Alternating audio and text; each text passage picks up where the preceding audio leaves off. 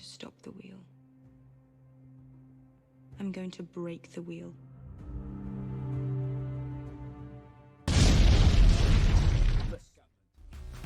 Ultra Ninja JK, dupla jinxa, bota chakra em cada linha de faca. Faz macramé no micado, base espadas por frases. Sintático, repara no que digo, é paradigmático. Não tenho paralelo, sou para lá de mágico. Sabes como rolo, martelo pneumático. Técnica secreta do monstro roxo. Estamos a meter-nos no dojo, estamos a manter combos no jogo. Só com uma espada nos tojos. Plano picado, não sabes de onde esta ave vem. Nenhum radar pode detectar onde está a nave, mãe, tu sabes bem.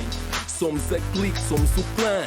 É Monster Jinx cabrão, respeito ao baixo, cometa Artan. Na terra do nunca não digo banzai. Vivo na espunca e tenho um bonsai. Ninja que é ninja, ninja, frotas imperiais. E bate mal, logo bate mais. A minha crew não sem espelhos. Na rua, dragão azul, dragão vermelho. Sento o silêncio. Verso shinobi, nunca me canso. Sou de Nairobi, ágil como um ninja. Rápido como um ninja, letal como um ninja. Brutal como um ninja, fatal como um ninja. Forte como um ninja, secreto como um ninja. Devo mesmo ter um ninja. Esta é para os meus ninjas, só para os meus ninjas. Onde é que estão os meus ninjas, ninjas, ninjas, ninjas, ninjas, ninjas, ninjas, ninjas. Esta é para os meus ninjas, só para os meus ninjas. Onde é que estão os meus ninjas, ninjas, ninjas, ninjas, ninjas, ninjas, ninjas, ninjas.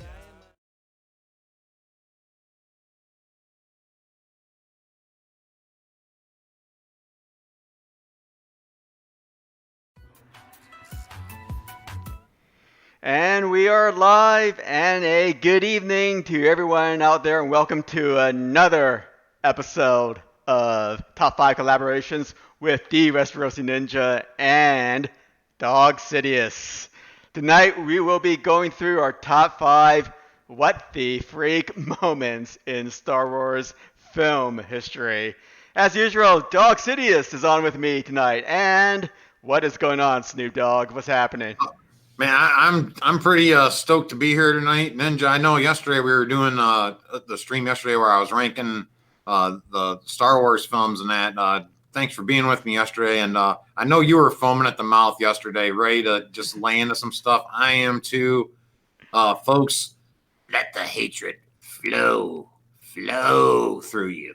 Right, we're gonna execute execute Order 66 tonight on our top 5 WTF moments in the history of Star Wars. So a lot of Star Wars there, but we can only do 5 and an honorable mention tonight. So thanks for being here with us tonight, folks. Yep, Phil. Yep, top 5 across all the Star Wars movies, and that does include Rogue One and Solo. And if Dawg has any holiday special moments in there, that will be included as well, because I don't have any holiday special moments. So because I hardly remember anything about it. So it was so bad. So anyway, this is great, man. I'm looking forward to this, Dawg. I am excited to let the hatred flow.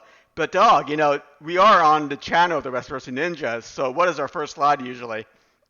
Oh, you know we're gonna get some We're gonna get educated here tonight, folks. We're gonna get some trivia. We're gonna get some numbers, possibly, right? We're gonna educate the folks out there, right? Yeah. It's the Ninja channel. Yep, all 4 of you people in the chat. And what I have here is basically another by the numbers slide where we go through the Star Wars characters' total screen time. Okay, this includes episodes 1 through 8. Okay, 8's The Last Jedi, and Rogue One. I don't have an updated list I couldn't find an updated list with one for Solo, but nobody really cares about Solo, so that could be disregarded. But guess who's in number 1? First place here in terms of total screen time in all the movies.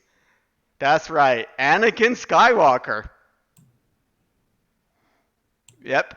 Number 2 is Luke Skywalker. Number 3 is Obi-Wan Kenobi. Number 4 is Han Solo. Now, if you did include Solo, the movie, do you think Han Solo would jump from 81 total minutes to 165 minutes and overtake Anakin, Dawg, since you saw it? I mean, I know you're one of the 2 people that's actually seen it in the world, so. I don't see Darth Vader on the list, so is Darth Vader and Anakin Skywalker? Yeah. They're both the same, and Ben Solo down here is obviously Kylo Ren. Okay. Mm-hmm. Yeah, so I agree with that. That sounds about right. Okay, but if you did include Solo the movie, would Han Solo jump to the top? Okay, Ooh. he's about 83 minutes away from the top right now in terms of And that total screen film's time. probably about 90 minutes long, I think. Okay, so he And won't. so I would say he's probably in the film, probably a good 75 to 80% of the film, I'd imagine. Okay, so he might overtake Luke. You're But I saying? know that there's a scene when Danny is like just dancing in the wardrobe, Hmm. just being Danny, just kind of dancing around, just like looking at stuff, and he doesn't really show up except to like give her like a Princess Leia type of kiss at that Hmm. time. So yeah, yeah, and there's some scenes where he's not in there. So I don't know if he'd overtake that. Okay. Okay, cool, man. I Might mean, be close. it might be close. Yeah. What about Luke? You think he'll take over Luke? He's about 50. He's about 80. Let's see. He's about 50 minutes off of Luke right About an now. hour off on that, Yeah. right? Yeah. That might be definitely really close on that. Okay. I'd have to, yeah, I would say he's probably in it 2/3 of the film. If it's a 90, I'm guessing that it's a 90-minute film, folks. Yep. I might be off on that. It might be actually a 2-hour film. Might have to check Dog's Yeah. runtime on that one, but I'd say he's in the film at least 65% of the film. Hmm. Now, a big surprise to me is that Finn, of all people, is actually ahead of Yoda in terms of all across the whole entire movie series. Finn has 49 minutes of total screen time with more coming up. In episode 9, Yoda only has 43 minutes total. That makes sense to me because, and we're going to get into some stuff later here tonight too, but Canto Bite is a long time. It feels like a long time. Yeah. Yeah, and Jyn Erso, I mean, she was only in one movie, right? Rogue One. I mean, she was the main character. I mean, she was only in there for 36 minutes, and that was about a 2-hour long movie, right? So I mean, it gives you an idea about like, what percentage of a movie the main character would appear in, and then so this is like she's like maybe 10%, 15% of the movie she'll be appearing. So.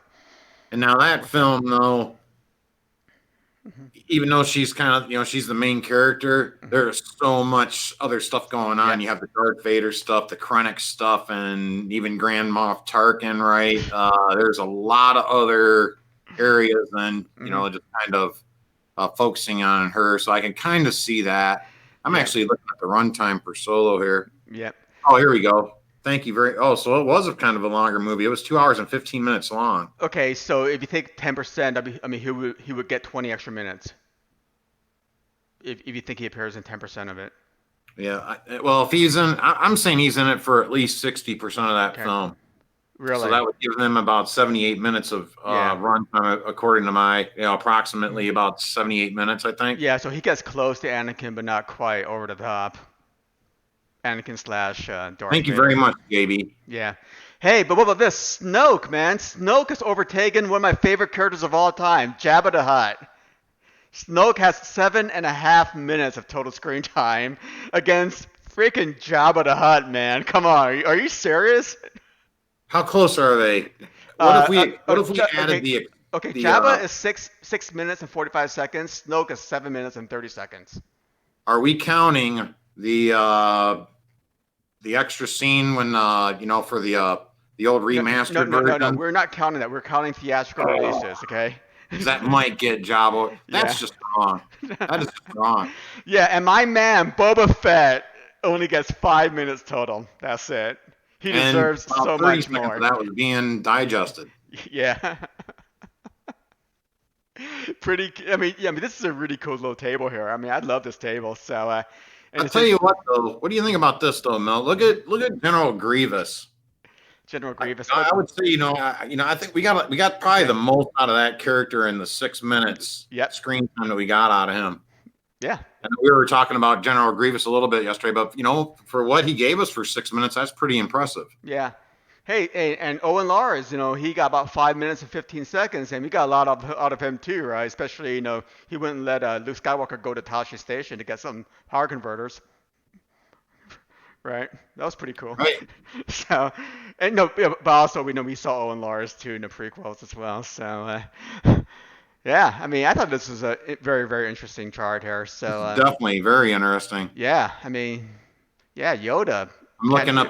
I'm looking to see who has the, okay, Rose Tico right there, 12 minutes. Yep.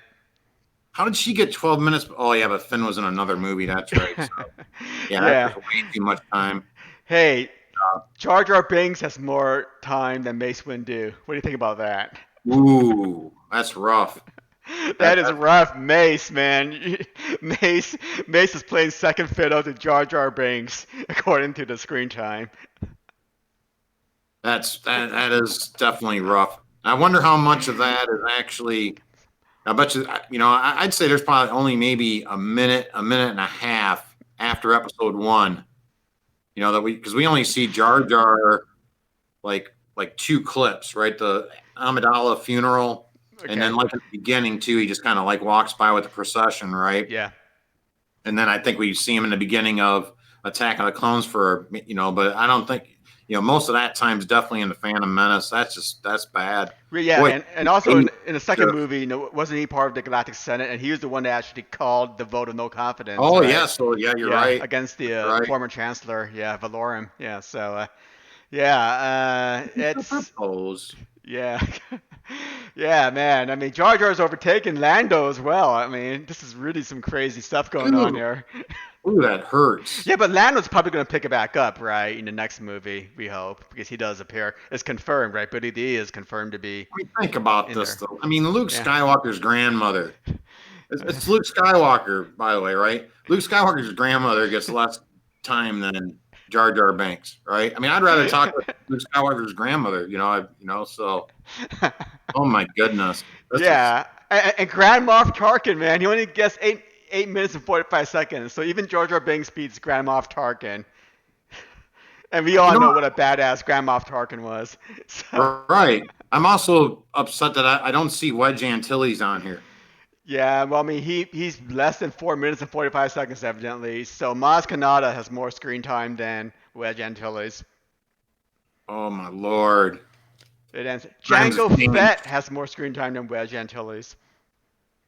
It's worse. Anyway, so good stuff here with Biden numbers. Fantastic. Yeah, that's a great find. Yep. So again, as usual, in our collaborations, there's always going to be something like this that goes on in the stream. Trivia, random facts, factoids, whatever you want to call them. So I think we are ready to start, Dog. Okay. Bravo, Ninja, on that one. By the way, that's fantastic. Yeah, I'm ready to rock. Yeah. I'm getting in the batter's dugout or in the batter's box right now. Yep. Digging in. Top 5 what the freak moments, but we're going to start with one honorable or dishonorable mention each.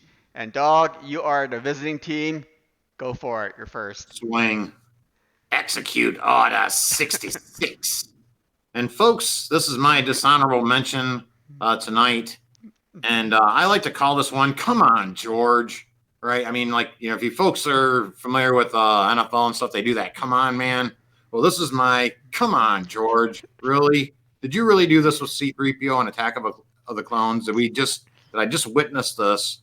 This made me so mad. I mentioned this yesterday, how upset I was after I saw Attack of the Clones the first time, where I was like mad.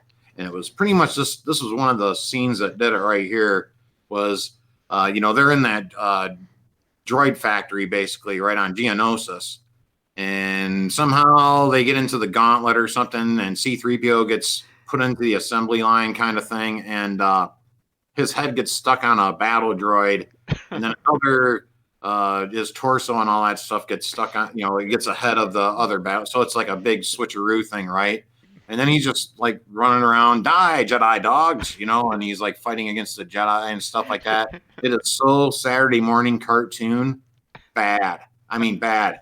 And I mean, the stuff inside that droid facility too, when they're like, like something picks him up and throws him around, puts him on the thing and stuff like that. It is so Saturday morning cartoon bad that I'm just like, there's no way this is a Star Wars film, right? This is something that I would see in a cartoon type of thing or in a spoof of something, right? Like on Hardware Wars or something like that, right? But this just absolutely, utterly just ticked me off, right? To the point that I don't even care about Jango Fett just killing a Jedi, right? It was probably like one of the first times we'd seen like it was probably one of the first times we actually saw kind of a Jedi get killed during that film, I think, other than like Qui-Gon in the previous film, right? But it should have been a moment of, oh man, these guys are kind of in trouble now, right? Mm-hmm.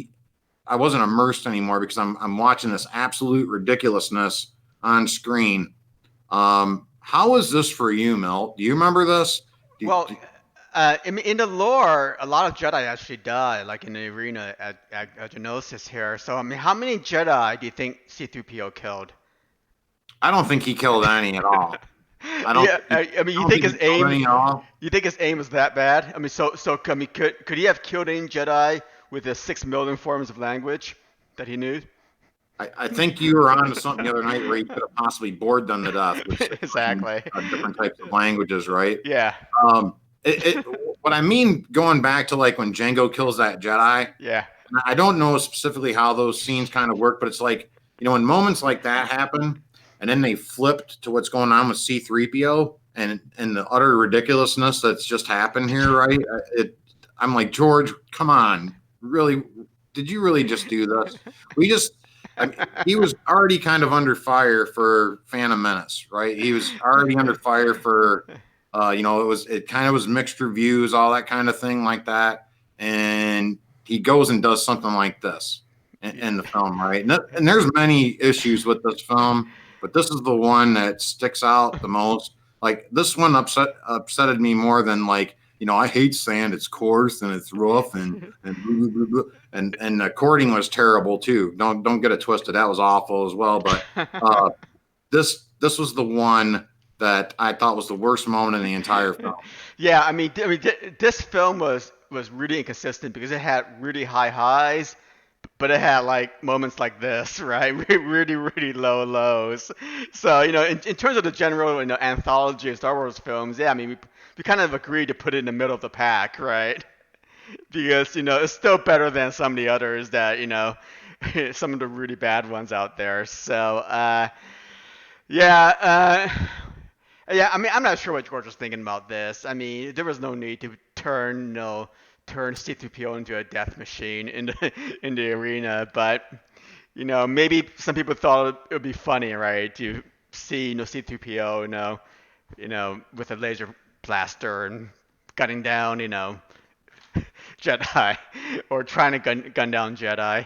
What he should have been doing? What he should have been doing was speaking in these 6 million different forms of language, while he was blasting. That would have made it better. Yeah, would that have been better? I wouldn't have understood what he was saying. It might have sounded cool if he had like some sort of Sith language going on or something, or he was talking like an Ewok.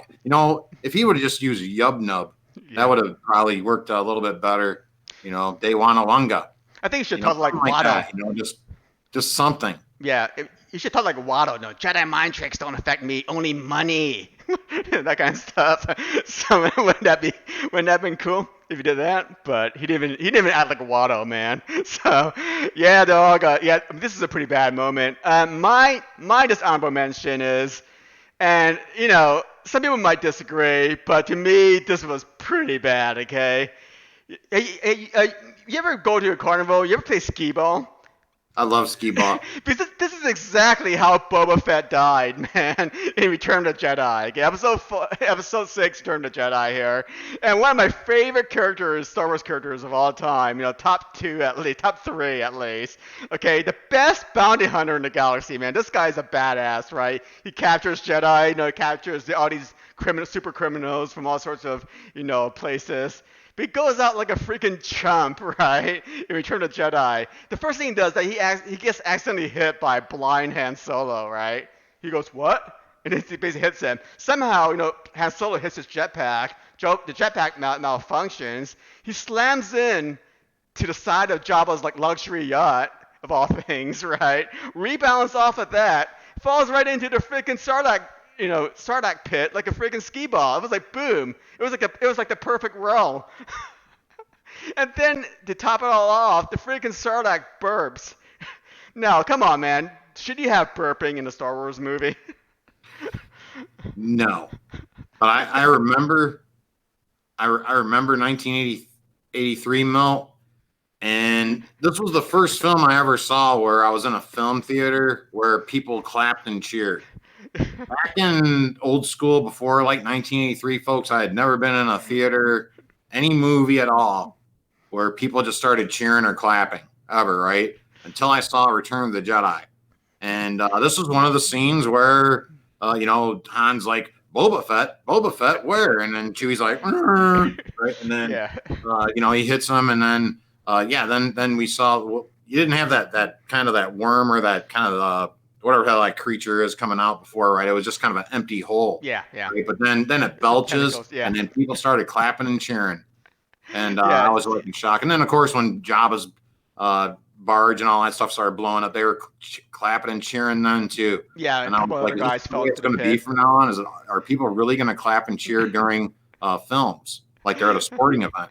And yes, they do. They still do it today. Yeah, I mean, were you surprised that nobody got up and did the wave during that? Wasn't that? I big was at a the little time? bit, but it's a great point though, because the way he does go out, he should have got a little bit better. I mean, yeah, it could have been okay for him to get taken out by the Sarlacc. Yeah. I would have liked to seen maybe Han gets his sight back just in time or something like that, has an awesome fight with him or something, and Yeah. then Yeah. he dumps him in that way. But it was kind of corny the way it happened, right? It was like, Yeah. because he was such a great nostalgic badass character in the making, and like we'd seen him do some awesome cool stuff in Empire Strikes Back, just talking to Vader, even, right? Just being himself, yeah. And Vader just said no disintegrations. So you knew Boba was capable of doing some big time disintegrations there. I can definitely see. Yeah, I Yeah. definitely see why this made your list here. I definitely can agree with this. You know what this reminded me of? Like freaking 1-1 dying, right? 1-1 dying like a pincushion reminds me of Boba Fett dying like a freaking skee ball. So It's from in now, that same ballpark. yeah. So You're right on the money with this. from now on, we should be calling him Skee Ball Fett, not Boba Ski Fett. ball Fett. Yeah. So, and there you have it. So, man, what a way to go, Skee Ball. So that's my honorable mention, and we will go to our real top five. We're in here. the real top five We're in now. the real top Oh, five Lord. now. Okay. I wonder So- what I have up in store here. And numero cinco for My number Dog. 5 here, folks. And I only used. I wasn't lazy on this. Okay, I was going to put a whole bunch of different pictures in this, right, for this. What I believe is, and you know what? This is the worst character in the history of film. Right? Definitely in the history of Star Wars films for sure, right? But this particular character right here is the absolute worst character I've ever seen in a film, right? And this is L337, I think, right? So this thing's all about droid rights and just being annoying the whole time, right? Even in death, right? Even in death. When this thing is finally about to die, and it's been annoying me through this whole entire movie that nobody else saw except for like me, Phil, and Rhodes, and possibly John in here, right? So, you know what? I'll bet you Mr. Sane hasn't even seen Solo. I got a feeling he possibly hasn't. I'm asking Mr. Sane possibly if he's seen this. If you want to answer that, go ahead. But for the folks that did see Solo and saw this. Invention, whatever this thing was, it was just absolutely awful to go through and listen to this thing. And I wanted to get real quickly back to the death scene, right? When this thing is dying, it won't die. I mean, it's like the longest. It's a freaking robot, right? It's a robot droid thing, right? Just let it, turn it off or something, right? I mean, or unplug it or whatever, do something, shut him up or shut him down. Right. I mean, that's kind of how I felt. I felt like I wanted Han Solo to come out in this movie. Like I wanted Harrison Ford to come out and just blast it. That's how annoying this thing was for me. Right. So, yeah, terrible direction with this, right? Terrible writing all around. Whatever message they were trying to convey with this thing was awful. The stupid little sexual innuendos they were trying to make with Lando and this robot and all that stuff, that was just ridiculous. And I'm like, this is Disney. This is Disney, right? And yeah, this is awful. I know you probably haven't seen this, Milt. No, so, I have not seen this. Yeah, imagine like just like this, I don't want to get into politics and all that, but I want you to imagine like somebody that's way, way, way. I mean, like go over to the left, okay, and I want you to jump right into the river, right? That's over to the left, right? Okay. Keep going left. Okay. You will find L3 SJW right in that area, right? And it's just utterly ridiculous. I hated this movie. All right. Hey, so I'm really interested in the long death part, though. I mean, so who had a longer death, L3 SJW or the Thing from the original 1982 Thing movie with Kurt Russell? Because I remember that monster having a pretty long ass death as well. Remember when it was being burnt alive, and he's doing the thing. It was the same kind of noises that you were doing at first. Oh yeah. Well, it doesn't necessarily die though, like in the beginning, because it kind of gets away. But now, by the time that Cliff, like, did I just call him Cliff? Yeah.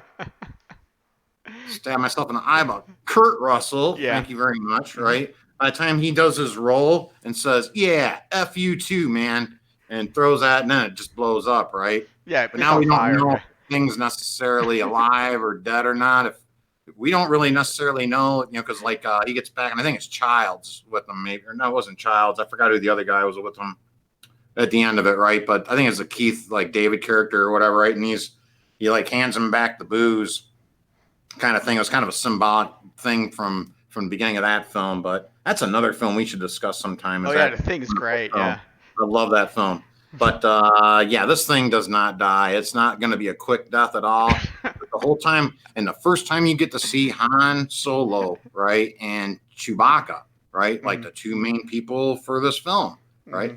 They finally get into the cockpit together. They're going to be Han and Chewie and the Millennium Falcon. You don't even get to enjoy that because the whole time they keep cutting back to what's going on with this stupid droid the whole entire time. It's cringeworthy stuff. I was just so happy that it was gone by the time it was gone. And yeah, it was definitely the thing that annoyed me the most about this film. There's a lot of annoying things with this film, but definitely the most annoying thing. This thing is worse than Rose Tico. It's worse than Jar Jar Binks. It's worse than Admiral Purple Hair, Kylo Ren. Just naming some bad characters off the top of my head right now. But so is it worse than Snoke? Oh yes. Really? This is the worst character I've ever seen in film, and I've seen Ghostbusters 2016, folks. This is worse than any of those. It's close though, because Ghostbusters 2016 is absolutely awful, but I hated this droid, and I still hate it today. So for everybody out there, what is its real name? L337. L337. Yeah, Gotcha. L3-37. Okay, guys, trivia question for next time. Next Star Wars trivia. What is this droid's name? I hope everybody gets that one. What can I say, dog? Good choice, I guess. Since I've never seen it. So, my number 5 is. Let's go back to Attack of the Clones, Episode 2, the balcony scene with Romeo and Juliet. I don't like sand. It's coarse and rough and irritating, and it gets everywhere. And he's talking to, like, Princess Amidala. I'm sure she's been to the beach in Naboo, right? I'm sure she's had sand and all sorts of crevices. Okay, so she doesn't like sand either, probably. So why is he telling him to her this? And seriously, Anakin, I mean, do you think you can actually come up with a better line to flirt, with a girl than that?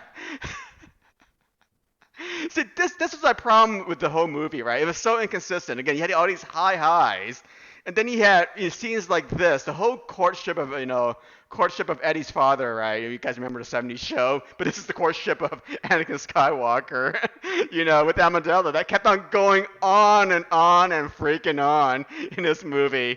It's like, oh man, I mean, seriously. So, I don't know. It was just so freaking awkward, and it really didn't belong. I wish they just cut the whole courtship drama by at least 50%, and then maybe it would have been tolerable. But lines like this, I don't know who actually was a story writer, because I'm sure it wasn't Lucas. It could have been Lucas. I don't know who actually wrote the screenplay here, but man, I mean, they should have been fired after this. So this is all George. I hate to tell you this. This is all George Lucas. This is his. This is No. yeah, Did George actually write the screenplay for this movie? I can't believe. I'm not sure if he wrote. Now you have to check me on that, but I'm pretty Yeah. sure I know he wrote this thing. All right, I'm pretty sure he had all control of every line, the way it was said. I mean, he was pretty much the driving force behind this awfulness, right? I hate to say it, but this Yeah. is terrible. Yeah, and what was the deal with like Anakin? So he had all these scenes of their courtship, right? Anakin just wore like one set of clothes, the black Jedi robes, and freaking Amidala kept on changing her wardrobe every like 2 minutes. So what's going on with that, dog? Tell me. Plus, he's playing like he's not really so much I guess they were kind of going as refugees, right? But Uh-huh. he keeps the same outfit on and he puts the poncho over him, kind of like Luke does, right? Yeah. And then, so that's supposed to disguise him, I guess. And then he's carrying around her bags or something. And you're right, the pacing is way off because we had, we're kind of getting deeper in the story that Obi-Wan's kind of investigating, right? And Yeah. we're getting really interesting on Camino. And then we're flashing back to the soap opera over here, right? That's just totally, it's like bad television, right? And they're rolling around and stuff, and he's doing the fake "I'm knocked out," and she's giggling and stuff, and it's and oh my, it's terrible. It's God. coarse, it's rough, and it gets everywhere. And they're, it's coarse and rough and irritating, and that kind of reminded me of this whole scene. Coarse, rough, and irritating. I kind of want to go take a shower off of this scene and basically wash the sand from all parts of my body after watching this scene. Spoken like a true prodigy. Yeah, that is pretty much it. So, the balcony scene, people. So, Dog, you're number 4. Go ahead. I'm just realizing how awful that is. Oh, and I mentioned this just a little bit ago, and this probably has something to do with Finn's runtime a lot, I'd imagine too. But Canto absolutely bites. All right, this is just this is where we jumped the shark officially. Maybe I can't remember if another scene happened right prior to this. I think it did, but yeah, it definitely did. But And Dog has left the call by accident, I guess. So he will be right back shortly. So, Kanto scenes. I think Dog was gonna go ahead and basically talk shit about like the whole planet and how crappy it was because Finn and Rose Tico really basically started their romantic arc in this scene. And we saw Rose basically being the animal lover. So, PETA enjoyed the scene quite a bit. So, anyway, I think Dog should be coming back. And if he's not, then guess what? You're stuck with me for the rest of the stream. So, and then we will get back in later. And there he is. Yo. There he is. that was weird. Yep. I thought we got banned or something, man. It got all black and said I lost connection. I haven't seen that ever. My apologies, folks. Let me get back here. So I started talking about this awful casino planet. Did I interrupt you at all, Miller? Or are you guys just talking about? No. I was trying to ad lib, and I was Okay. I was threatening the people in the chat that they'll be stuck with me for the rest of the stream. All right. I made it back. All right, let's execute Order 66 on this travesty that happens here. Right, I'm looking at this. Rose Tico, terrible character. Finn could have been a great character. Could have been an absolutely great character. He's just comic relief now, right? He's basically just kind of getting schooled a little bit by Rose there. And then now we have to the right of that, there's this little alien guy, right? And of all things in Star Wars films, there are now parking tickets and parking violations and things of this nature, right? And that's Ryan Johnson's friend, I believe, in the alien suit, or he does the voice of the alien possibly.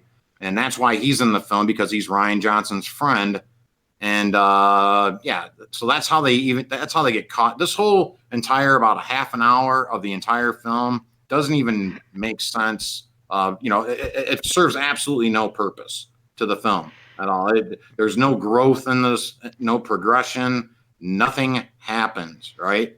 We get just some absolutely ridiculous scenes like where a guy thinks that BB-8, right? He's a freaking droid, right? I mean, it's a Star Wars universe. People probably know that that's probably a droid. It's not a slot machine. I don't see any lucky sevens on them or cherries or pineapples or bananas.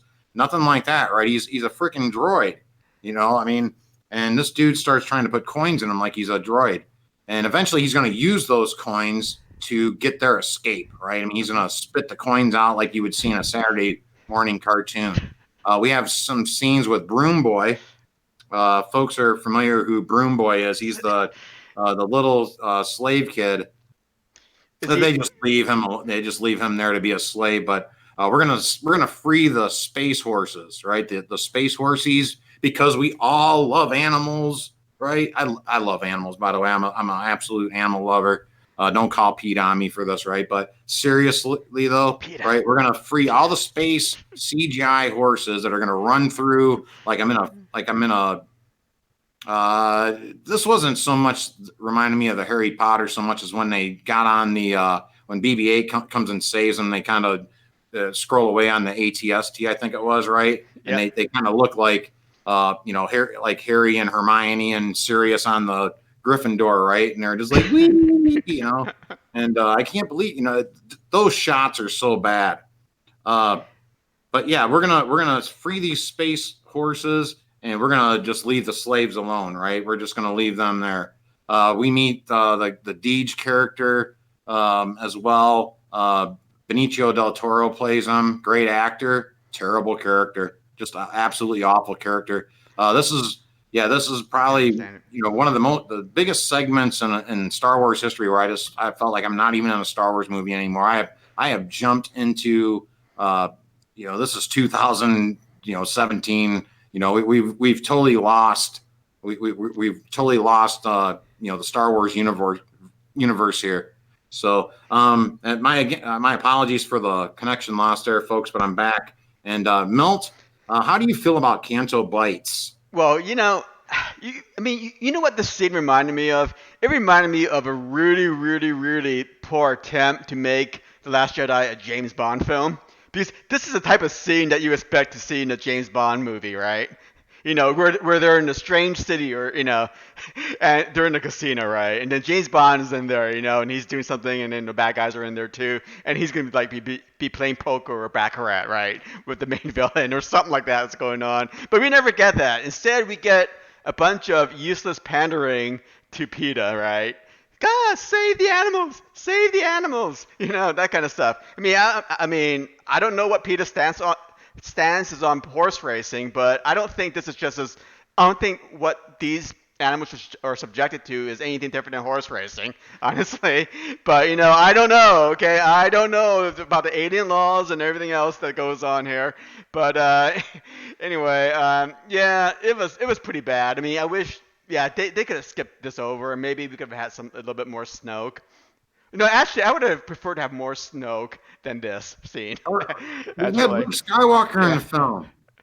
Yeah. We had Princess Leia in the film. Yeah. We had even Chewie. R2-D2 hasn't done anything. Yeah. Something. Yeah, and or more Rey learning her Jedi abilities, so that she can move mountains later on. You think Broom Boy is a relative of Stable Boy and Wart Boy from Game of Thrones? That's a possibility. Well, we know if he doesn't show up in The Last Jedi, he definitely is, because we know how fast that Stable Boy got taken out by Arya. And so I'd imagine maybe he, if we don't see him in the next film, I got a feeling he might have had a fate like the old Stable Boy. Season 1, episode 9, right? Episode 10, correct? For, who? I think it was episode 10. It was 110. The Stable Boy? Yep. The Stable Boy was in 119, I think. Okay. I couldn't remember it was after Ned had been killed or before. It was before Ned was killed. Yeah, it was during. No, it was actually during Ned being captured. It could have been 1.8 actually. Yeah. Yeah. It's So it's right in there. yeah, and I have no idea what those freaking animals are. So, I don't either. I think they're but like a half monkey, half goat, yeah, but half they run fast. horsey. Yeah, so They sure are ugly though. yeah. And it's like, Benicio del Toro's character looked like a great James Bond villain until he started speaking. Then was like, what? What are you saying? Huh? Anyway, so that's my comment on this dog. I actually went. Felicia said they banned dog racing in Rhode Island. I actually went to a dog race there before, like long ago. I think it was like in Newport or something. I can't remember where it was at. But Yeah, I mean, there's actually dog racing south of Houston here in Galveston that you can kind of go watch. And the trick to dog racing is to always bet on the dog that takes a pee before the race. So bring your binoculars. So anyway, hey, that's what I heard, guys. Okay. So my number 4 is the full Monty. Come on, shirtless Kyle Ren. Okay, episode 8, Last Jedi. Hey, see that picture of that porg right there, dog? I see the porg. Yeah, that was my reaction when I saw this scene. That was what my face looked like. Mine okay? was. All right, it was like, I mean, are you serious? I mean, do we need to see a shirtless Sith acolyte in a whole freaking in Star Wars movies? And and look what he's wearing. He's wearing like freaking high-waisted pants. Are you serious? I mean, when were high-waisted pants in? Like in the 1980s, 1970s, or. And I think they were for women, not men. So I don't know when high-waisted pants were in for men, guys. Maybe one of you guys can tell me that, okay? But yeah, I mean, I kind of like made this little excerpt from Kylo Ren's diary, okay? 12/15/2017. That was the release date of The Last Jedi. Dear diary, I stood around all day shirtless and covered in oil, just in case I got an unexpected call. But unfortunately, I did not. That was pretty much just what this whole scene was about. He was standing around in oil, shirtless. I don't know. I mean, what? I mean, was he? I think the idea was that he was basically, telepathically communicating with Rey, across, thousands of light years or whatever. But I mean, this was cringeworthy, people, man. I don't know why we saw this. I don't even know why this was actually in the movie. I mean, wouldn't it have been better if he was just dressed as a Sith Lord, and then, basically communicating with Rey telepathically? Why did he have to be shirtless? Because it does nobody any good. And you see my picture of the Lego, right? That's the Lego version of Kylo Ren. That's hilarious. With the man boobs. He has man boobs. Or like implants or something. But yeah, I thought this was a Disney film, right? They always try to like when I was ripping on something like C-3PO earlier. Yeah. Right? Or even some of the stuff in the other scenes, the other folks on the other side, they always come back with, well, it's a kid's film. If it's a kid's film, and you shouldn't watch it then or whatever, right? Okay, here's this scene. Is this for kids? Is this something you want your kids watching right here? I wouldn't want mine, but I mean, yeah, this is just stupid, right? Kylo put your shirt on.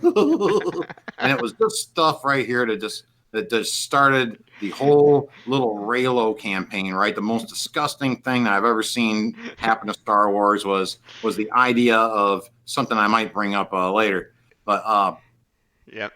Yeah, and it brought a whole new wave of fans, right? Or so-called fans, right? Because they just want to see crap like this. Yeah, I mean, this was the beginning of a new low in Star Wars, and then as in the course of the movie, it kind of got lower and lower. The bar kept on getting set lower and lower after this scene.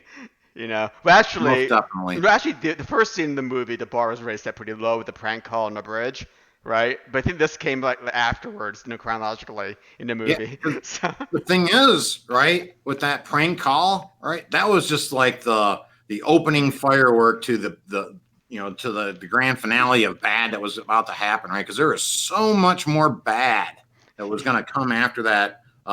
Hey, is there Amanda hug and kiss there?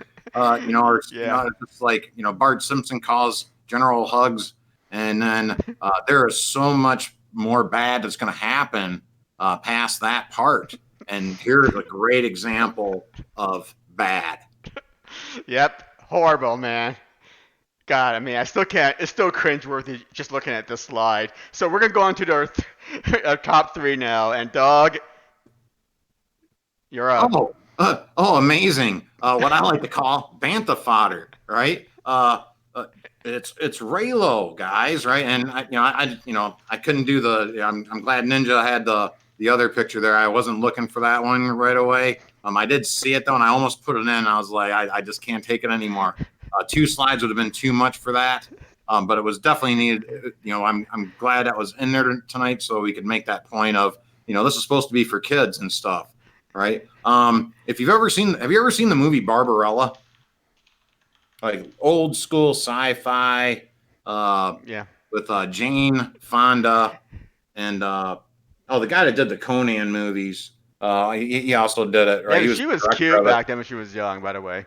Do you remember Demolition Man?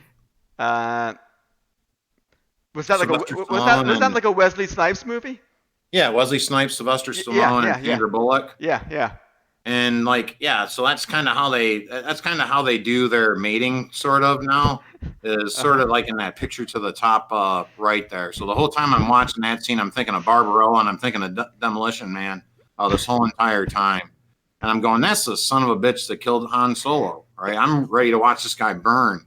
I'm not ready for this these Raylo love scene crap, right? Or this romantic innuendos that are going on right now. This is supposed to be a Star Wars film. It's supposed to be a space adventure. In Empire Strikes Back or something like that, we're watching Han Solo getting chased and things of that nature. There's some real tension happening here. Mm-hmm. This is absolute crap, right? We got the shirtless Kylo, and he's all buffed out, and Rey likes, and Rey's curious now or whatever, right? But she's trying to play hard to get.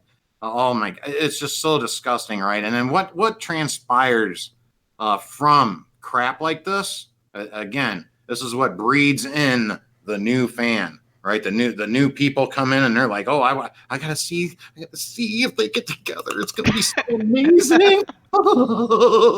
I'm sorry to just absolutely wig out right now, but that is just the way I feel inside when I see this kind of crap right here. And it's just absolute crap.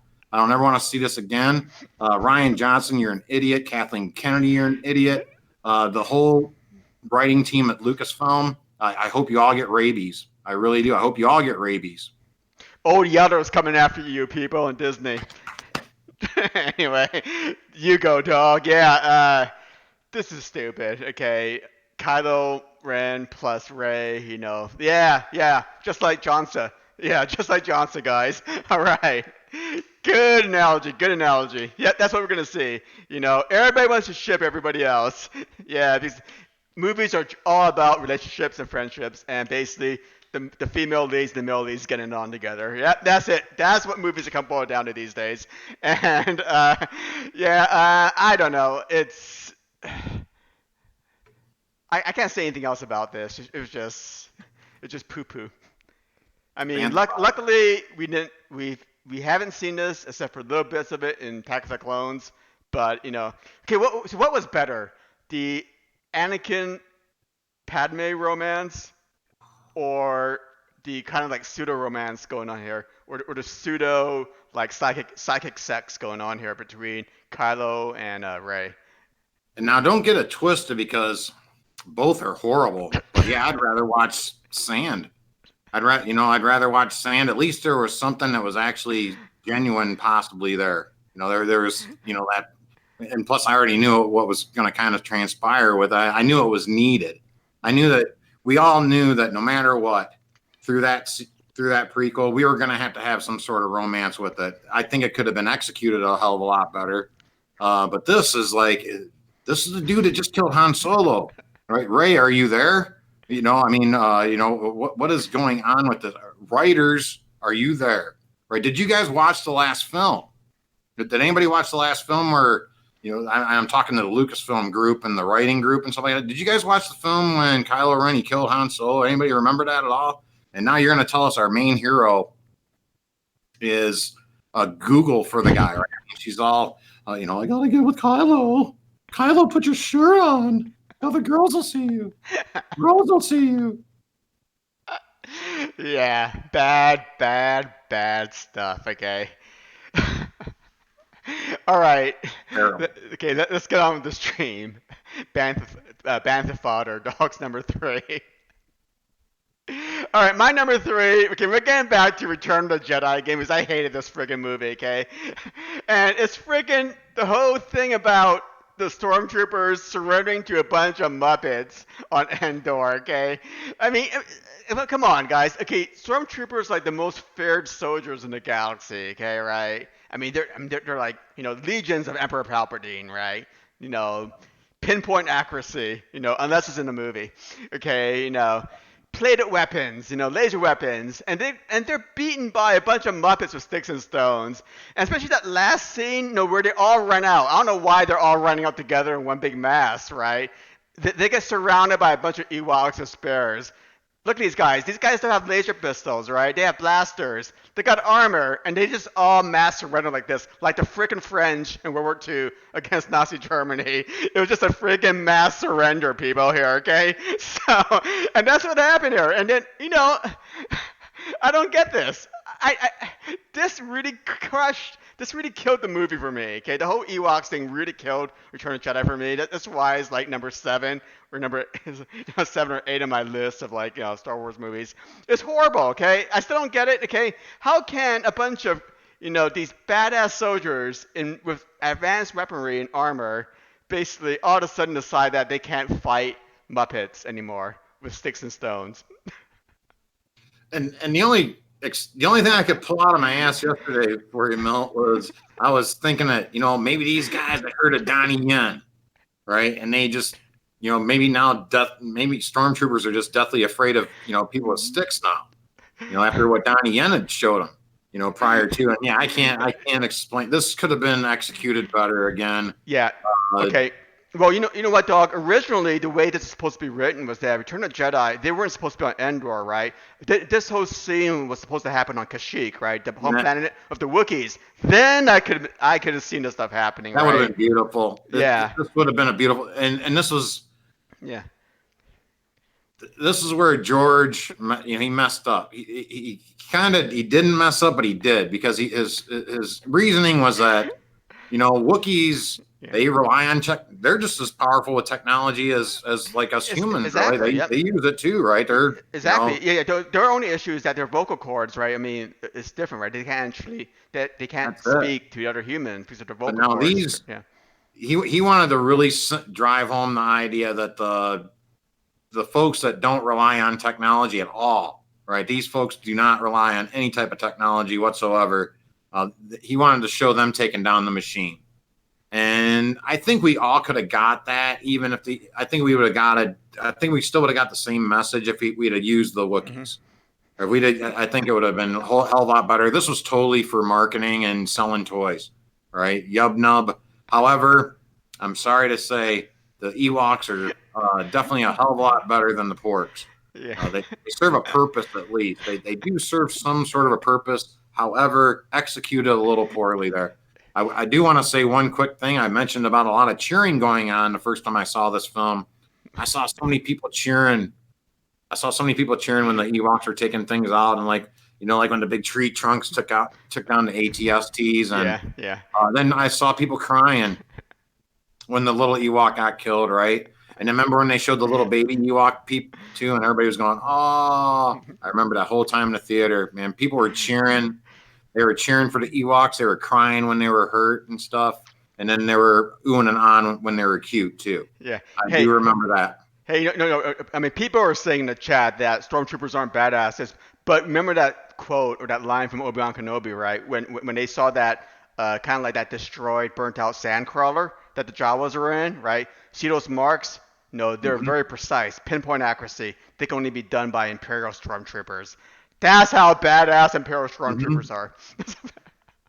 That's how badass Sir Alec Guinness is, though, too. The way he just, it's like only Imperial stormtroopers would be so precise. Yeah, so And people move in single file to hide their numbers. Off-screen, stormtroopers are great. On-screen, they had issues with their aim. Yes, everybody agrees on that. Okay, so, but they are universally regarded as the fearsome legions of Emperor Palpatine, the keepers of the peace, order of security. That's what stormtroopers are. So anyway, I hated this scene. I couldn't believe they lost to a bunch of teddy bears. The greatest part about this, What? even this part of this film, though, was Battlefront 2. The original Battlefront 2 in this particular area. I remember having so much fun playing that game. I haven't seen it, so I haven't played Battlefront, but maybe I should play it. I haven't played the new one. Do a lot of Ewoks die in Battlefront 2? Did a lot of Ewoks die? Yeah. In that, I don't remember actually getting to fight Ewoks in there. Damn. I wonder if there were. Damn. I'm sure if there were some out there, I was going after them though. Yeah. I think that was the best scene of this whole sequence was when we saw Ewoks dying. So anyway, next. You're not alone in that. I know you're not alone in that because I have a lot of friends that were like that too. I was just. Number 2, Dawg. Go for it. I think it could have been totally executed better. Folks, we're on number 2 already here. Wow. This is what I like to call why. For the love of God. For the love of anything, that's sacred at all. Why would you do this? You know why? Because you're a bunch of idiots and jackasses, right? And yeah, I see you laughing, Kathleen Kennedy, right? And, it's not funny to me anymore. Okay, look what you did to my favorite character growing up, right? Like, a lot of people had, some of their favorite characters like Popeye Doyle or something, right? The Clint Eastwood, Man with No Name, Rocky Balboa, even, right? This was my favorite character growing up, right? This was my John Lennon, Elvis Presley, if you will, was Luke Skywalker, and what they did to him, the bastardization of Luke Skywalker. Game of Thrones, actually, season 8, folks, took a note on what they did to Jon Snow. I think they watched what they did to Luke Skywalker, and they did that to Jon Snow the last season a little bit. I want you to take a close look, though, folks, at what really upset me the most out of you can see that stupid little space penguin down there dancing on that lightsaber. See him, he's doing the moonwalk. He's like, because this is thriller time, or whatever the hell it is, right? And he is dancing on that lightsaber. That lightsaber is the first lightsaber we ever saw in use, ever, in a Star Wars film, 1977. It was the one that was handed to Luke Skywalker. And then he lit it up. And we were all in the theater going, oh my God, I want to have one of those. Everybody wants a freaking lightsaber, right? That is the first lightsaber that we were introduced to, right? And I was a Star Wars fan for life at that moment. I was always going to be a Star Wars fan at that point in time. And they use it to market these stupid little space penguin things, right? And then they had my man going down to milk the space walrus. As you can see, how gross was that? Because this is a Disney film, of course. This is a Disney film, so we need to show something like in the top in the top part there. Just awful. And that's the lady that's behind it all. And then her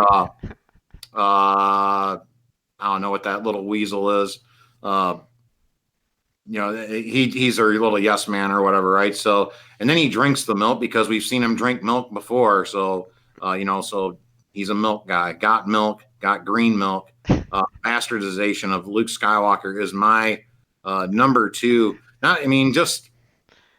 He never even snaps out of it once. Just doesn't even snap out of it at all, right? By the end of the film, he just looks like he ate a shit ton of donuts, and then he just disappears into donut world.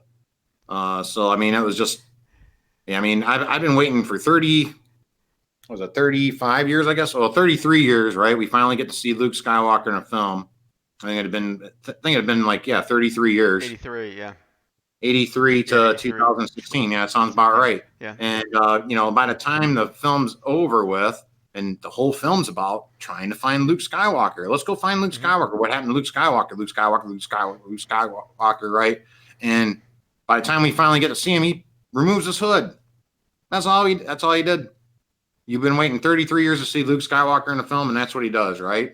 So let's fast forward another 2 years, and this is what they give you, right? This is what these idiots gave us. So, and I'm still upset about this, as you can tell. But this is where the healing still begins, and it's never gonna end. It's never going to begin. I'll eat all the porgs if they were real. Yeah, I'd be one of those. You probably have to call Pete on me for eating all the porgs. This scene is absolutely cringeworthy. Like him freaking milking that space manatee, or whatever you want to call it, and then he drinks it, and then you have that like milk stash, right? But it's freaking green. It's freaking nasty, man. Why are they showing this stuff in a movie? What purpose does this have? Is the purpose of this that to show that Luke is like living off the land on some idyllic paradise, because that place is beautiful, right? And then he's just being himself and it's kind of hanging out, sort of thing. I don't get it. Is that what he's trying to teach Rey, that he can milk a space for hours? I think so. I think that was the point, or maybe he just doesn't care or something. He was gonna do something gross, possibly to get her to go away, possibly. I'm not sure. Boy, those porgs upset me with that, just dancing on that lightsaber though. Looking at that, I'm like, seriously, they like, a lot of folks were upset about, and I was kind of upset, but I wasn't like super upset, because I was like, Luke's gonna snap out of it eventually, right? He needs a pep talk. He needs a little pep talk. And hey, your sister's dying, or your sister's about to be killed by all these people, right? All our friends are dying. Han Solo's dead, by the way. You might want to pack up and let's go help out or something, right? But no, he just tosses the lightsaber, and I was okay with that, because I was expecting the possible pep talk. But no, they flash to this scene to market their stupid little toys, right? And then, so all those fans that love the Reylo stuff, I guarantee you, if you love porgs, chances are, I'm not saying you necessarily do, but if you love porgs, there's a very good chance that you also love Reylo. I have a good feel on that. I think that most folks, let's say it this way, most folks that love Reylo love porgs too. There you go. That is the correlation. That's the correlation for tonight, right there. The big relationship, the big review, dog. Porg, fried porg sandwich. All right. Porg peppers, porg. I don't know. And porg parmesan. I think that's about it. The scene is nasty, man. And Chewbacca should have ate that freaking porg. He already cooked it. Should have. He already cooked it, man. He should have ate Rey too. Anyway, he should have ripped out C-3PO's arms in the Millennium Falcon. Anyway, so let's go into my number two. My number two is the most blatant example of racism in the entire series, and that's freaking Chewbacca. And why the hell didn't he get a freaking medal, right? At the end of A New Hope, okay? And he wasn't even pissed, right? And Wookiees are known, right, again, for getting angry, and basically ripping people's arms off for losing at Space Chess. And what does Chewbacca do? The only thing he does is growls, right? He doesn't even get a freaking medal. And he was just as instrumental in saving the galaxy as Luke and Han Solo and Leia, right? He's the guy that fixed the hyperdrive that allowed them to escape, right? Without fixing the hyperdrive, they could not have escaped, right? Right. And also, like, well, think about this during the trench run, right? Han Solo was on the main gun, and somebody had to be flying the ship. It had been Chewie. Chewie had to been flying the ship. Yeah, and Chewie was probably dodging it and everything else. He's the mechanic of the Millennium Falcon, right? He deserves his props, guys. He deserved a freaking medal. And the Rebel Alliance was freaking racist for not giving him a medal. He totally deserved it. This is the dude that meets Obi-Wan. You know what I'm saying? Yeah. He brings that whole crew into the, so. Yeah. He was standing at the spaceport, waving them in to the hangar. Yeah, follow me, guys. Follow me, guys. Here's Han Solo. I mean, this person had a conversation with Obi-Wan Kenobi for real. And I mean, and none of us can say we ever did. And Chewbacca deserves a medal for that. That's all I'm saying. I mean, it was, I was kind of happy though. I think I mentioned this yesterday. I was one of my favorite parts of this film still is when they're going, because you just gone through this awesome, fun, epic and stuff, and they're getting their medals and stuff, but they're getting the parade, and then he's just like, and then all those guys are like about face basically, right? So I remember it cracking me up, and it still cracks me up today. But yeah, he deserves a medal. Hey, you see that one? You see that picture there, and that white-haired gentleman in the background? That's General Dondana. Remember him? Yeah, look at that smug face he has. You know he was so freaking happy that he didn't have to give freaking Chewie a medal.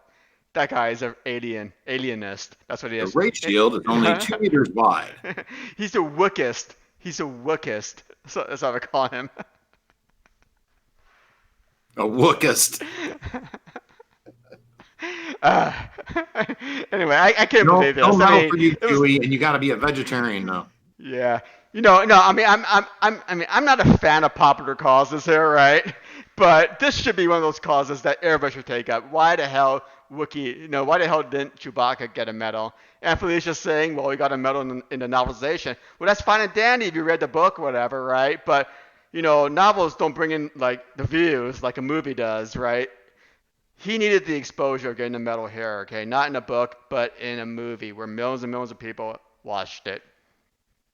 I'm trying to remember back. I remember I mentioned yesterday, we were talking about action figures a little bit yesterday, Milt, and remember they had the big ones too. They're kind of, I guess there's like about that or something, right? But I remember Han and Luke had a medal. And I'm trying to remember back if they put one on the Chewie or not. And I think that might have been, but that again, you got to see it in the film though. Yeah, it has to be done in the film, right? It's like, and then a lot of folks are usually saying, well, Wookiees don't take anything, they don't take medals and stuff like that. How do we know that? How do we really know that? Exactly. And doesn't he change the way his bandolier is oriented? Right. I mean, okay. Right now it's like strapped over his left shoulder. Then I could swear, like in Empire Strikes Back or in Return of the Jedi, it's strapped over his right shoulder. It's a good point. Check it out, guys. The camera's got flipped or something. Yeah, that bandolier is being flipped.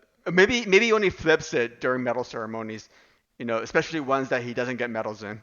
Oh yeah, like maybe he puts it on the other side when it's time to fight or something. Yeah. Because I don't know, I'm just pulling stuff out of my ass again. Yeah, who knows why. So man, I'm so mad about this, man. Chewie deserved a freaking medal, man. Especially the way he dies in the books, and he freaking, he roars at a freaking moon, crashing into the space station, and we have this. Real quick, Mel, What? like when George did the remakes of these, or he did like the special editions, they were called, right? And then he added in some stuff. Yeah. Why couldn't he have added in a medal? Just a little CGI medal right there. I mean, he CGI'd, all that other crap around in Mos Eisley, right? He was just like flooding the screen with stuff. He could have put a CGI medal on Chewie. They were banking money, 30 years down the road, so they can convince Adam Driver to basically go shirtless in the scene. That's called foresight. I have foreseen it. I don't know why, man. Hey, Alexa and Felicia. What's up? Hey, everybody. Thanks a lot for coming. We are down to our number ones. Number Dog. one. Numero unos. I got a weird feeling about what our number ones are going to be. Earmuffs, everybody. Earmuffs. And let's go, dog. You dumb sons of bitches. You sons of bitches. Seriously. You little jackass in the corner right there. You see him? That's a jackass, right? If you're not familiar with a jackass or what a jackass is, right there in the bottom right-hand corner, right, is a perfect picture of an absolute jackass, right? and I hope that bastard gets rabies. Right? I hope he gets coal in his stocking for Christmas as well. And yeah, and I hope they run out of bologna when he's trying to get his next bologna sandwich too. So, Princess Leia, love Princess Leia. Always will love Princess Leia. She's always going to be my princess. And I couldn't show it. I couldn't show the actual what actually happens, right? But she actually goes flying through outer space like she's Superman or Mary Poppins in this. And I was about ready to just go, it's a jolly holiday with Mary. Mary makes your heart so blah, blah, blah, blah, blah. And this really happened in a Star Wars film, right? She gets blown out in outer space and she just flies like Superman. And it's the dumbest scene I've ever seen in the history of film. I've watched a hell of a lot of films in my day. I'm a lover of films. I've never seen a dumber scene in the history of film. Dog, hold that thought, because guess what my number one worst moment is? Oh my goodness. You got it. Use the Force, Leia. Okay.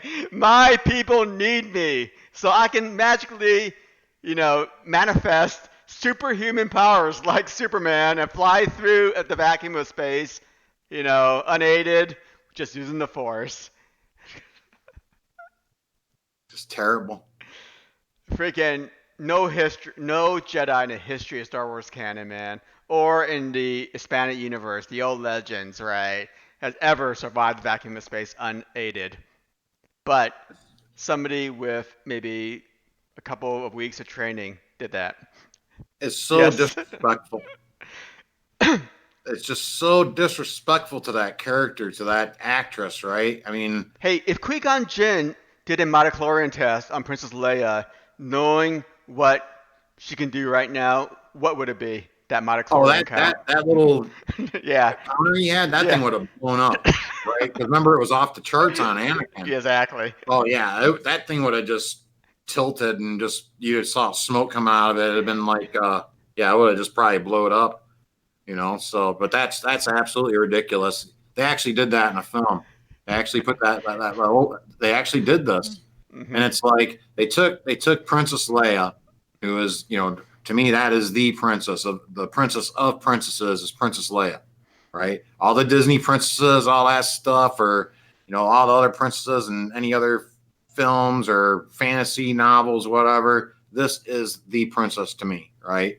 And then they decided to call her General, first of all, right? She's not even princess anymore. She should be queen by now. But, now she's general or whatever, right? And then they put her in this absolutely ridiculous scene. And that's what folks are going to remember her by, right? A lot of the new fans or whatever, right? They have probably never even seen the original films, are going to remember for this. People, and you mentioned this to me yesterday, Mel. You're like, what about somebody that's never even seen this film ever, right? Or never seen a Star Wars film, right? They've never seen a Star Wars film ever. And how are they going to react when they first see this? And that's to me, it's ridiculous. It doesn't make any sense at all. It could have been executed better. So they should have done something where they could have showed that she had force powers of some sort, right? Maybe she does some sort of a force field or something like the Invisible Woman or something, right? Or and kind of but gets injured or something like that, right? But they didn't need to go. Christopher Reeve's Superman here. I hate this scene, Mel. I know. I really hate this scene. I mean, it would have been better if she just escaped, right, with Admiral Akbar, and and poor Admiral Akbar, right, one of the unsung heroes of the Rebel Alliance, right, from back then. Nobody mourned his death in this scene. That's all I'm gonna say. Guys, a moment of silence for Admiral Akbar. Old fish head. Yeah, so anyway, this is stupid. I mean, this is the point where they totally jumped the ship, okay? This is where I knew my $20 was gone forever, and it was like the worst purchase I've ever spent in my entire life. And all I've been asking was the worst waste of my $20, my hard-earned $20 right there, watching this movie. I've been asking for the last 2 years, somebody anybody, and I've even talked to people that like this film, they cannot defend this, right? If somebody tell me why this is not stupid, how this is possibly not stupid at all. I mean, somebody, and don't tell me because it looks awesome, right? It's good. It's good because it's good, right? This is just absolutely stupid. And I can't believe that they actually pay that dude to direct films, or they pay that woman to, be the president of Lucasfilm. They pay those writers to, nobody came by. Nobody in that whole entire Lucasfilm group said, hey, this is stupid. Don't put this on the film. All right. There's not one person that just tells people no. And that's what the issue is right now. And this is why I believe that, I hope it's great, but I think that episode 9 is going to be probably worse than The Force Awakens, but it's going to be better than this crap for sure, I'd imagine. Well, you never know. Just never know. I would have rather had 2 shirtless Kylo Ren scenes than watching this thing. Right? Two shirtless Kylo Ren scenes would have been preferable to watching Princess Leia flying through space. Somebody who's completely untrained in using the Force whatsoever. If it would erase this scene from the memory banks of everyone in the history of film, right? If they could actually erase this scene and add in Kylo, like 500 Kylos just flying through outer space without their shirts, I'd be like, yes, we need 500 Kylos, doing a flyby without their shirts, and we just remove Princess Leia out of that area, right? And I'd be like, oh, hey, thanks, guys, thanks, I appreciate it, because I don't ever want to see this kind of crap again. I felt like Al Pacino in Any Given Sunday when I first saw this, and he was just like coming out. He's like, I ain't never seen anything so disgusting in all my life, So, a little upsetting, Milt. Yeah, it's horrible, man. I mean, you see that expression of that porg in the lower right-hand corner of my slide? Watching this scene is not even indicative of my expression, okay? I mean, imagine that porg being blown up like, 20 times, with a larger mouth. Okay, a larger mouth of aghast and astonishment at what you just saw. That's what I felt like watching this scene. It turned into freaking Superman. She became Superman. She became Arya Stark in the scene, pretty much. Faster than a speeding bullet, more powerful than a locomotive, able to leap tall buildings. Yep. Look Superman. Up in the sky. It's Mickey. She's more powerful than Captain Marvel.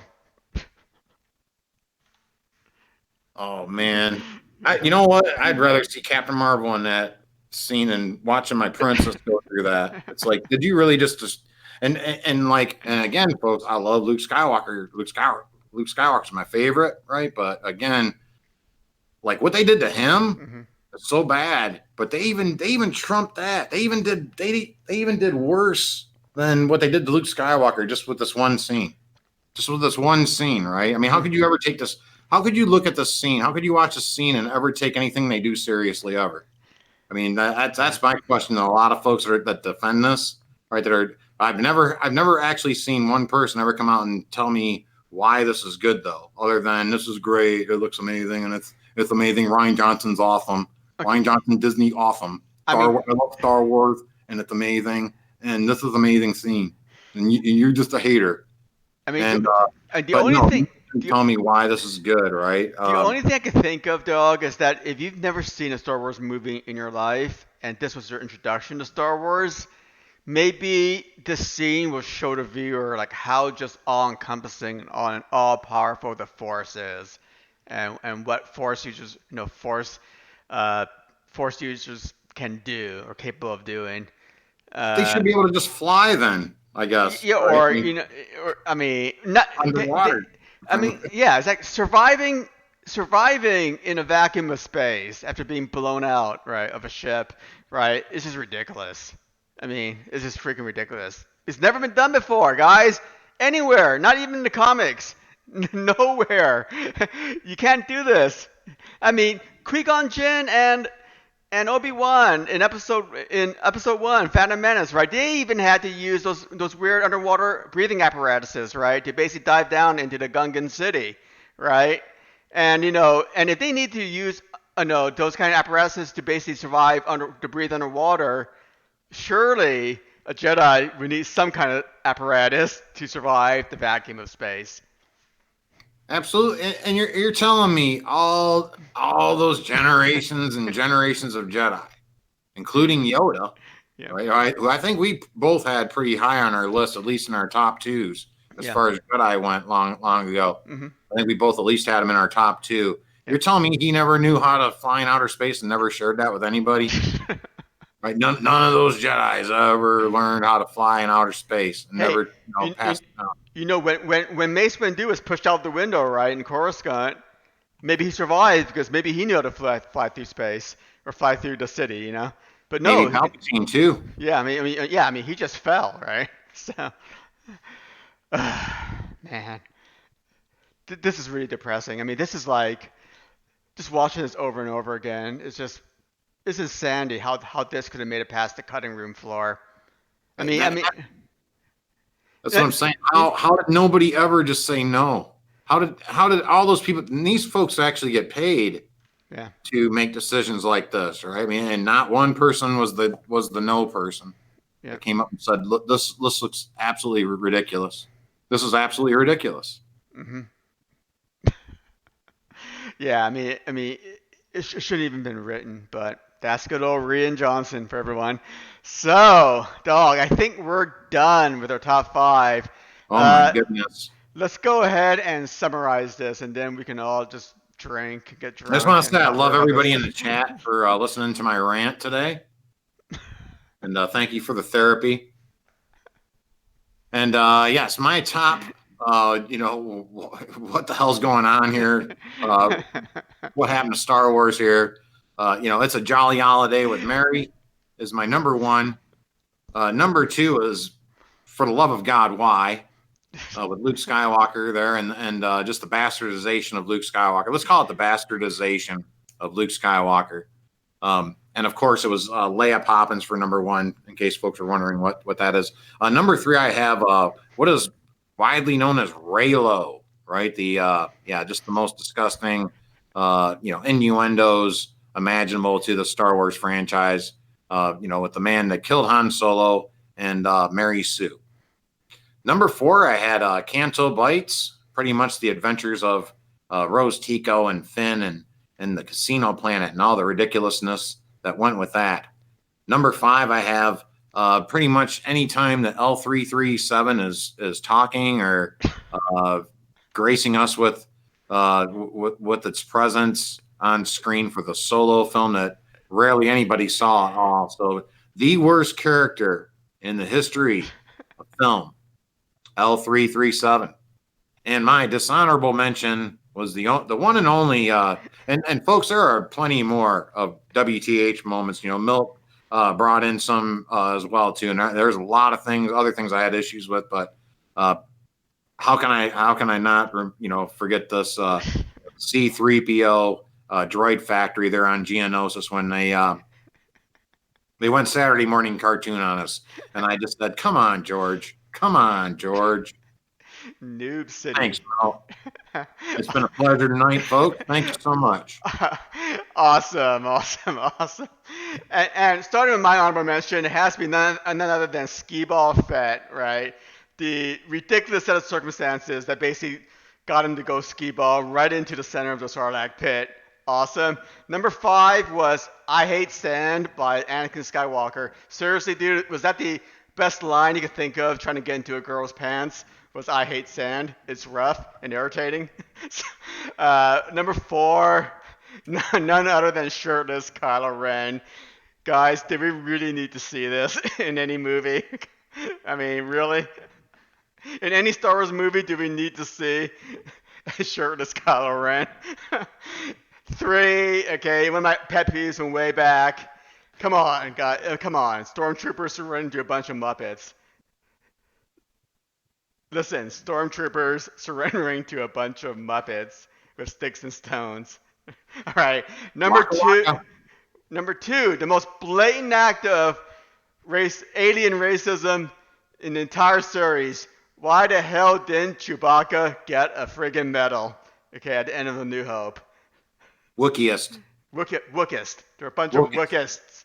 And number 1, of course, Superwoman. I think AKA that's where Leia. Kylo gets the pecs from, is mom Superman. Yeah, or yeah, I think so. Yeah, because I think they both have the same kind of man boobs, right? So anyway, Horse boobs. yeah. Anyway, that is it, guys. Thanks a lot for stopping by here. Dawg, do you have any last comments?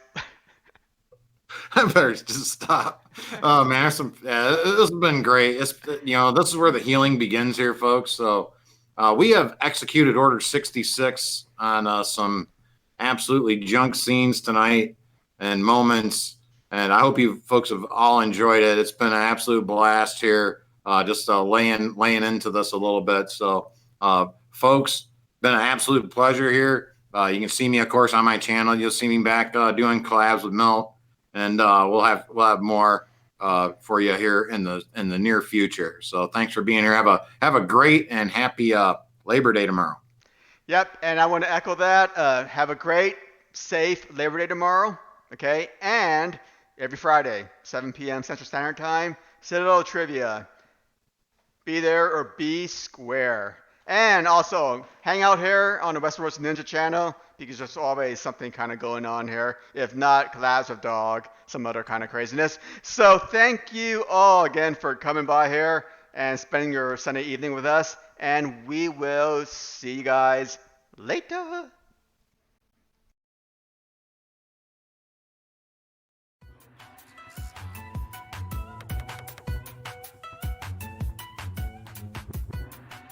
I'm not going to stop the wheel. I'm going to break the wheel.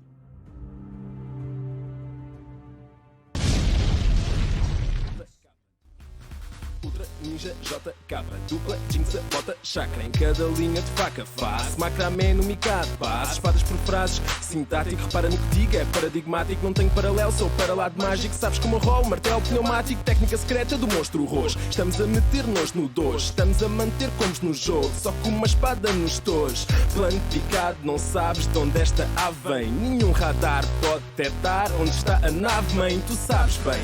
Somos a clique, somos o clã. É Monster Jinx cabrão, respeito ao baixo, comer tartan.